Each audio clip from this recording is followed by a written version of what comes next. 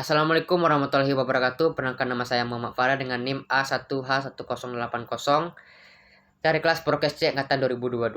Baik, di sini saya akan melanjutkan materi kuliah pengukuran tes olahraga yang dimana saya akan menjelaskan materi selanjutnya yaitu tes dan pengukuran kekuatan dan kecepatan. Nah, untuk yang pertama itu adalah tes kekuatan otot. Yang pertama itu ada tes isometrik. Apa itu tes isometrik? Yaitu tes mengukur kemampuan otot untuk menahan beban statis seperti menahan posisi push up atau plank. Selanjutnya itu tes isotonik, yaitu mengukur kemampuan otot untuk menghasilkan kekuatan selama gerakan dinamis seperti angkat beban atau pull up.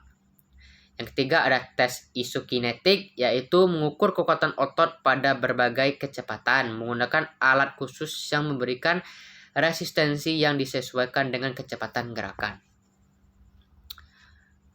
Baik, selanjutnya ada tes kekuatan daya tahan, yaitu ada tes waktu, mengukur berapa lama seseorang dapat mempertahankan beban atau melakukan gerakan repetitif dengan intensitas tertentu. Yang kedua ada tes repetisi, mengukur berapa banyak repetisi yang dapat dilakukan dengan beban tertentu selama periode waktu tertentu. Yaitu ada yang ketiga ada tes sirkuit training, serangkaian latihan dengan waktu intensi istirahat minimal memberikan tantangan kekuatan dan daya tahan secara bersamaan. Selanjutnya ada tes kecepatan reaksi, yaitu tes manual, yaitu menggunakan sinyal suara, cahaya, atau sentuhan untuk memulai respon.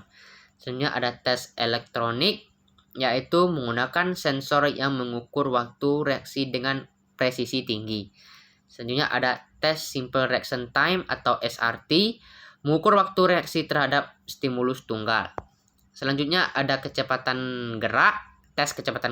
Yang pertama ada tes sprint, yaitu mengukur kecepatan maksimum seseorang dalam jarak pendek seperti 100 meter. Untuk selanjutnya ada tes agility, mengukur kemampuan seseorang untuk mengubah arah dengan cepat dan efisien. Yang ketiga ada tes coordination, mengukur kemampuan seseorang untuk mengkoordinasikan gerakan tubuh secara halus dan terkontrol.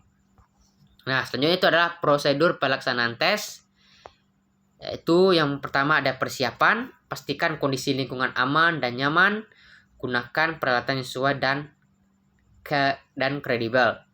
Selanjutnya ada instruksi, jelaskan prosedur tes secara jelas dan lengkap, pastikan peserta memahami instruksi yang diberikan.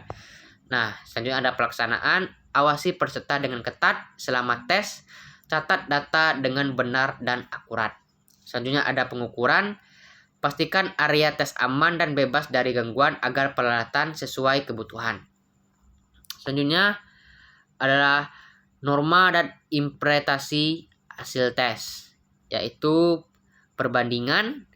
Nah, bandingkan hasil dengan norma standar yang telah ditetapkan berdasarkan usia, jenis kelamin, dan tingkat aktivitas.